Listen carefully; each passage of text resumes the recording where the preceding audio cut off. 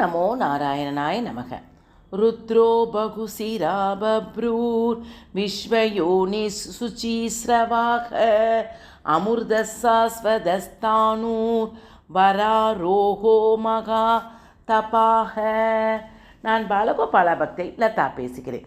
அனைவரும் சப்ஸ்கிரைப் பண்ணுமாறு வேண்டிக் கொள்கிறேன். யாருக்காக? கிருஷ்ணன் குட்டியினுடைய அருளுக்காக. ஏன்னு பார்த்தீங்கன்னா, இந்த ஒரு சேவை நான் செய்கிறதுனால தயவுசெய்து அனைவரும் ரொம்ப கம்மியாக தான் எல்லோரும் பார்க்குறாங்க. ஒரு 100 பேர் 150 பேர் தான் பார்க்குறாங்க. ஆனாலும் நான் நிறையா பேர் பார்க்கணுன்னு தான் ஆசைப்பட்டு குட்டி குட்டி புண்ணியத்தை உங்களுக்கெல்லாம் சேர்த்து கொடுக்கணுன்றதுக்காக தான் நான் இவ்வளோ பாடுபடுறேன். அதனால் எல்லாரும் சப்ஸ்கிரைப் பண்ணவும்.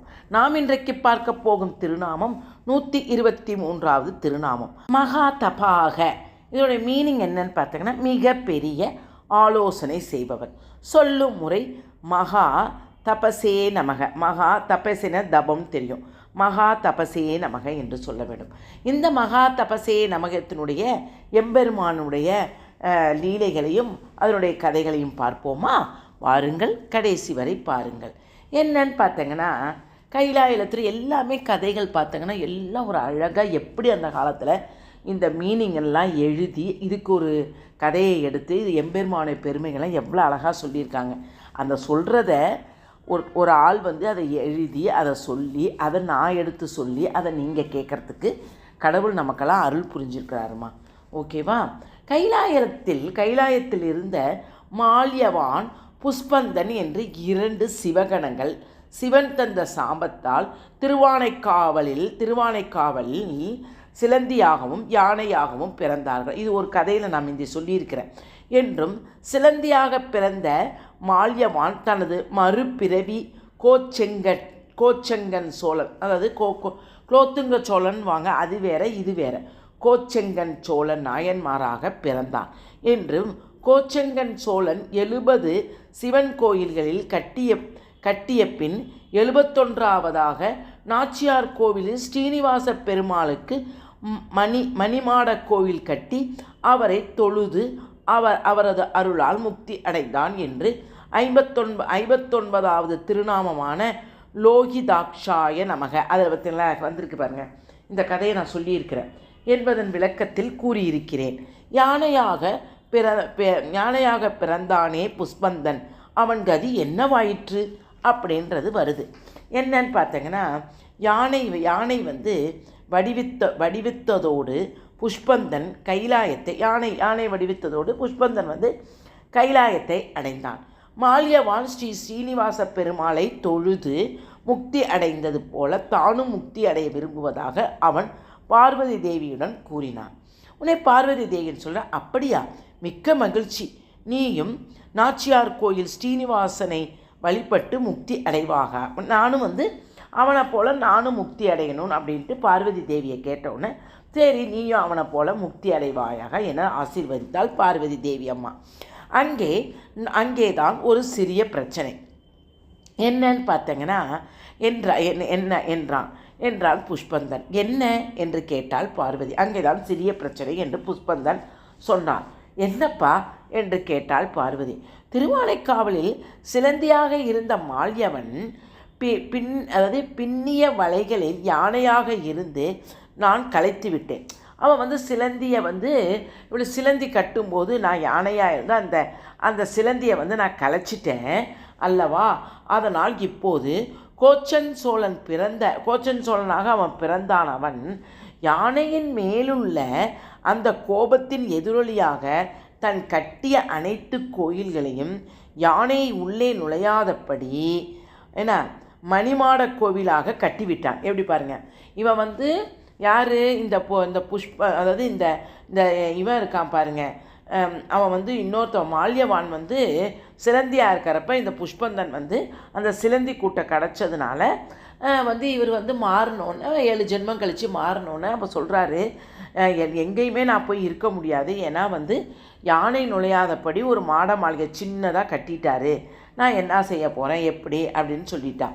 உடனே அப்போ மணிமாட கோயில் கட்டிவிட்டான். அதனால் என்ன செய்கிறது அப்படின்னு கோயிலில் அவன் கட்டிய ஸ்ரீனிவாச திருக்கோயிலுக்குள் யானை வடிவில் இருக்கும் நான் எவ்வாறு சென்று நான் பெருமாளை வழிபடுவேன் தாயே என்று கேட்டானாம் அந்த புஷ்பந்தன். புஷ்பதந்தன் அர்த்தம். புஷ்பந்தன் நான் சொல்கிறேன் ஈஸியாக. பரமசிவனுடன் இவ்விஷயத்தை பார்வதி கூறினாளாம்.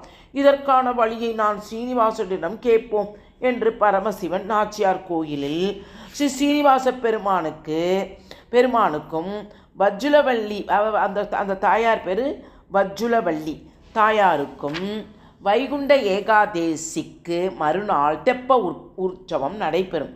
ஏன்னா இது இன்னும் நடைபெறுதாமா. அருகில் உள்ள சிவன் கோயில் இருந்து சித்தநாதேஸ்வரரும் சௌந்தரிய நாயகி அம்மானும் ரிஷப வாகனத்தில் அங்கே வந்து புஷ்பந்தனுக்கு அருள் புரியுமாறு பெருமாளிடம் கோரினார்களாம். யார்? சிவனும் பார்வதியும். உடனே வருடம் நடைபெறும் தெப்ப உற்சவத்தின் போது இன்று கூட நாச்சியார் பெருமாள் கோயிலில் இந்த தெப்ப உற்சவத்தின் போது சித்தநாதேஸ்வரரும் சௌந்தரிய நாயகியும் ரிஷப வாகனத்தில் குளர்கரைக்கு வருவது வழக்கமாமாம்.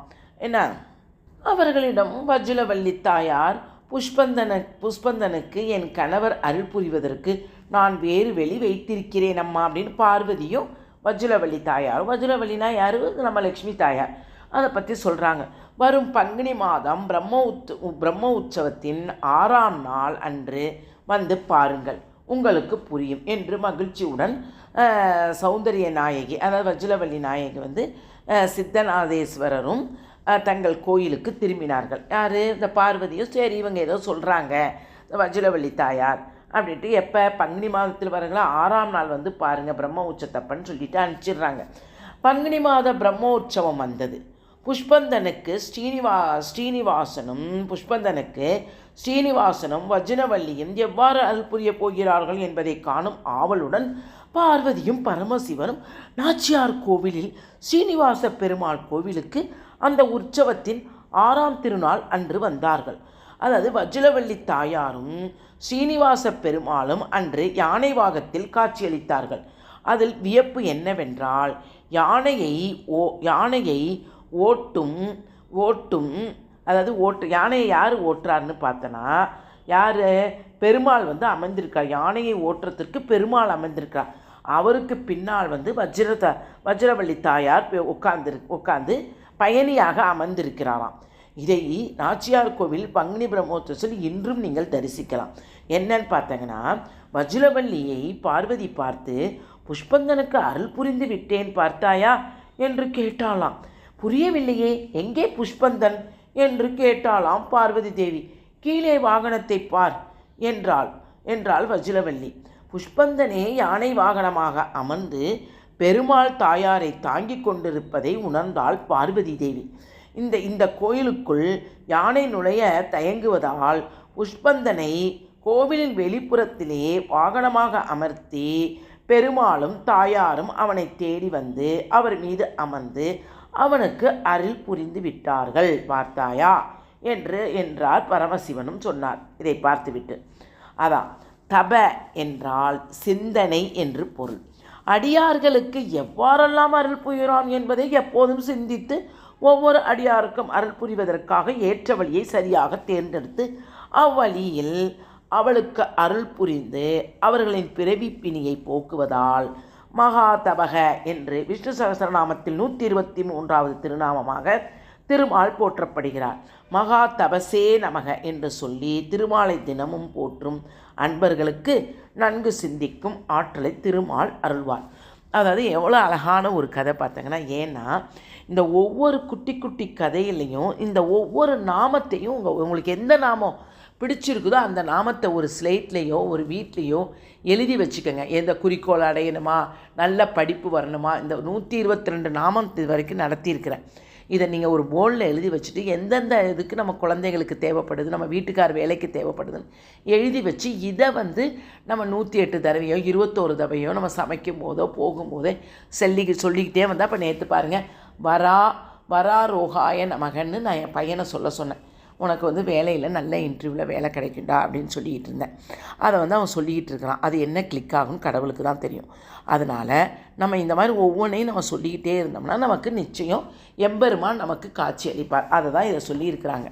தன் பக்தர்களுக்கு ஏதோ ஒரு விதத்தில் நமக்கு நல்வழிப்படுத்தி நம்மை தூக்கி விடுவார் என்பதை இந்த விஷ்ணு சஹஸ்ரநாமத்தினுடைய 1008 நாமங்களில் நமக்கு சொல்லியிருக்கிறார்கள். பிடித்திருந்தால் லைக் பண்ணவும், ஷேர் பண்ணவும், கமெண்ட் பண்ணவும். வாழ்க வளமுடன். ஹரே கிருஷ்ணா.